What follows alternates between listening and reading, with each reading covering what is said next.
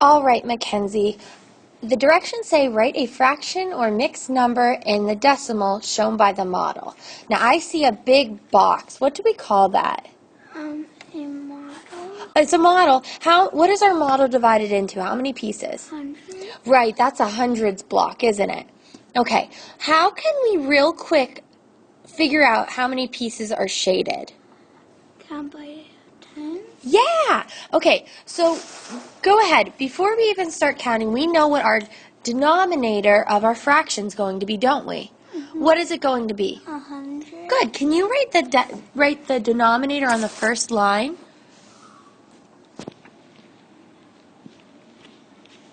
Okay, and real quick, we're going to count. 10, 20, 30, 40, 50, 60, 61, 62, 63, 64, 65, 66, 67, 68. So how would we name that fraction? Go ahead.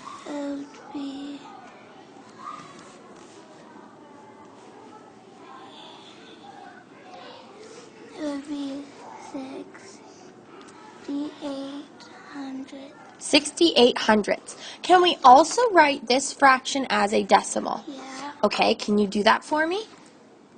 Why did you write a 0?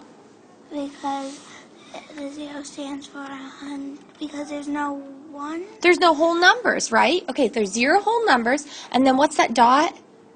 It's for a decimal. It's a decimal place. So you're gonna write 68. Because we had 6 tenths, right?